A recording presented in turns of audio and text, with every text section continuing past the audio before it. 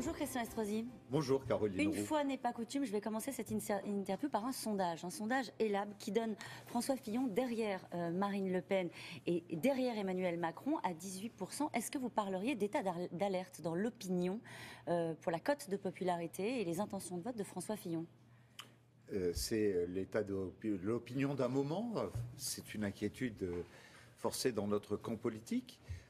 En même temps, je regarde ce sondage et je regarde aussi le sondage au deuxième tour, car on sait que les lignes peuvent changer, mais on voit aussi le rapport de force du deuxième tour avec un François Fillon qui est à 56% et une Marine Le Pen à 44%. Comment est-ce que vous le lisez ça? Comment est-ce que vous voyez ce résultat? Regardons le résultat il y a un an, très exactement, aux élections régionales. Il y avait deux régions en France, le Nord et le Sud, où on annonçait une victoire de Madame Le Pen au Nord et de Madame Maréchal Le Pen au Sud.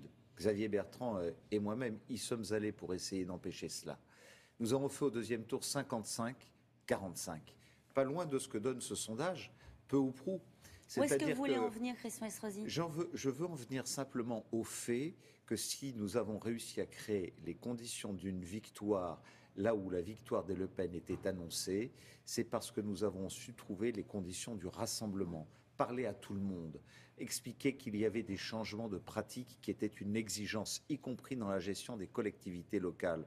Tenez par exemple à la région Provence-Alpes-Côte d'Azur, j'ai mis en place un comité d'éthique sous la présidence de l'ancienne présidente de la Cour d'appel d'Aix-en-Provence pour veiller à la déontologie de chaque élu qui y siège. Et d'ailleurs, les seuls qui ne se soumettent pas aux déclarations que nous leur avons demandées, ce sont les élus du Front National derrière Madame Maréchal Le Pen. Quand vous dites créer les conditions du rassemblement, ça veut dire qu'il faudrait qu'il intègre le candidat Fillon un deuxième tour où il va falloir aussi faire le plein des voix du centre, de centre-gauche, s'il était dans cette configuration-là au second tour. C'est ça aussi que vous me dites, ça aurait des incidences sur son projet. Je n'ai cessé de dire, et on trouvait que c'était une grossièreté lorsque je le disais clairement, le 11 janvier dernier, lorsqu'il est venu à Nice, que j'étais bien évidemment un soutien de sa campagne, de la campagne des Républicains, du centre, de la famille politique à laquelle je reste fidèle, mais que parler social ne devait pas être une grossièreté.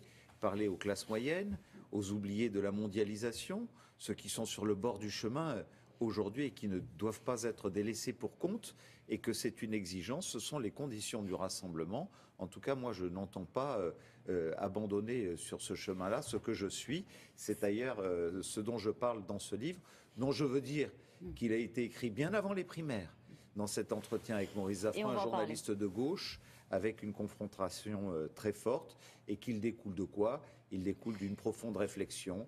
On va en parler, je vous promets. Il est là, votre livre. Je vous assure qu'on va en parler. J'ai une dernière question. Vous assumez et vous revendiquez depuis toujours ce statut d'élu de terrain, avec l'idée que vous appréciez ce qui se passe au sein même de votre famille politique, peut-être plus que des élus qui sont le plus souvent à Paris.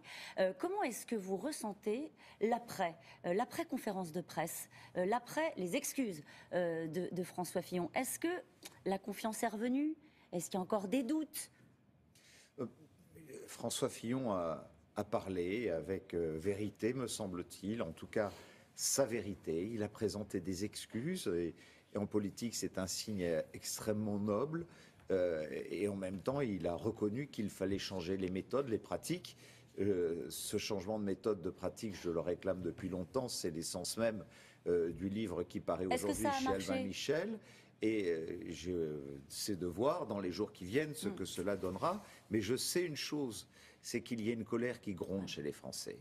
C'est qu'ils ne sont plus prêts à entendre un certain nombre de choses s'il n'y a pas une volonté où l'on fasse que tout soit décapé, qu'il y ait un grand nettoyage de fond pour que nous changions les méthodes et les pratiques dans notre pays. Il faut tout changer. Voilà ce que vous voulez nous dire ce matin. On y vient. C'est un entretien avec le journaliste Maurice Zafran. Il sort ce jour, ce livre-là. Est-ce que vous commencez par vous impliquer cette injonction à vous-même? Il faut tout changer. Est-ce que vous-même, vous avez ou vous allez changer peut-être une manière de faire de la politique? Ce qu'on entend beaucoup auprès des Français, c'est l'idée qu'il faut en finir avec les privilèges. des élus. Est-ce que dans ce livre-là, il faut tout changer? Il y a aussi cette volonté-là. Et lorsque j'ai fait le choix au mois de mai de me consacrer simplement à la collectivité locale, au terrain, à la région, à ma métropole, à ma ville, et de quitter le Parlement avec tous les privilèges dont on parle aujourd'hui et que j'ai décidé de balayer, c'est simplement parce que je voulais rester au contact de cette réalité, celle où on n'est pas dans le commentaire, celle où on est dans l'action. Les Français ne supportent plus les blocages et surtout les engagements pris pendant les campagnes électorales et qui ne sont pas respectés. Pourquoi ne sont-ils pas respectés?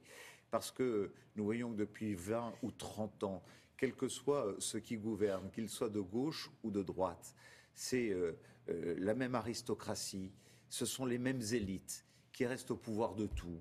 C'est un même monsieur Schramek qui, il y a 20 ans, était secrétaire général du Conseil constitutionnel, qui a été directeur de cabinet de M. Jospin, qui est président du CSA aujourd'hui, qui a tout exercé. Un même M. Pépi qui préside la SNCF sous la gauche, sous la droite, sous la gauche, sous la droite, sous la gauche. Et que, alors que vous êtes, vous, président de région, président d'une autorité de transport ferroviaire, vous avez 90 jours de grève qui vous sont imposés par la mauvaise gestion de la SNCF.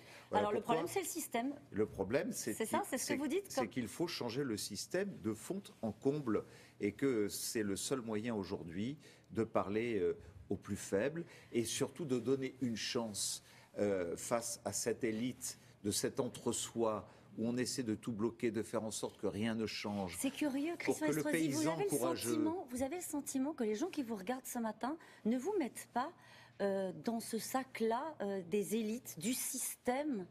Il se trouve que je ne suis pas issu de cette élite. Je suis un fils d'immigrés italiens, élevé dans une famille modeste, le Sud-Est. Vous savez, le Sud-Est, dont on sait, où on dit « Ah, vous êtes du Sud-Est, vous êtes donc d'extrême droite. Ah, vous avez parlé sur un plateau de télévision, il y a 1 an et demi, d'une 5e colonne. Donc vous êtes d'extrême droite. Aujourd'hui, elle a encore frappé au Louvre, il y a quelques jours de cela, cette 5e colonne.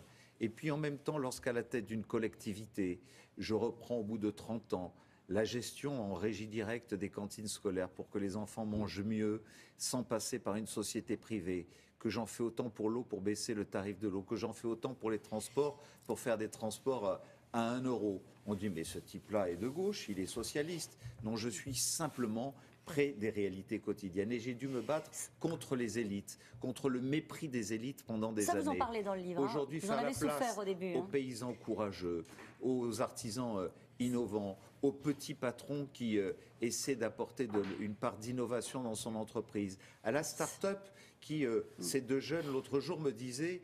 Première année, là où je les héberge dans mon hôtel d'entreprise, on a dégagé 90 000 euros de dividendes. On va les réinjecter dans notre entreprise. Eh bien non, ils n'ont pas pu le faire parce que l'État leur a prélevé 24 000 euros d'impôts. À Londres, on leur aurait permis de pouvoir réinjecter 100% de leurs dividendes et ainsi de créer de l'emploi, de la richesse et d'apporter de la croissance et de l'innovation. C'est tout ça qu'il faut changer dans notre pays. Il faut tout changer, je le rappelle, c'est le titre du livre. Un mot sur le carnaval de Venise, c'est ce week-end, les accès aussi... Non, de Nice. De Nice.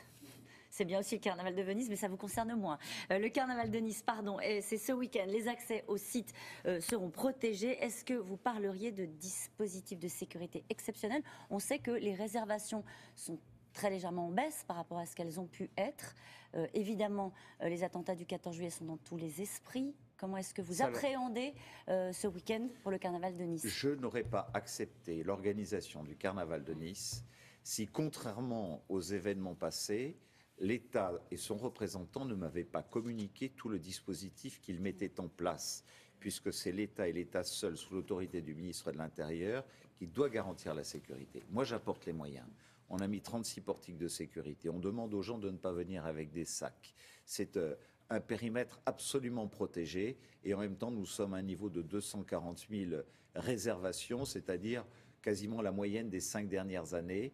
Par les temps qui courent, l'état d'urgence, et bien que nous restions aussi attractifs, ça démontre aussi que nous restons une ville du monde, un territoire et une région du monde qui attire encore beaucoup de monde. Merci beaucoup Christian Estrosi.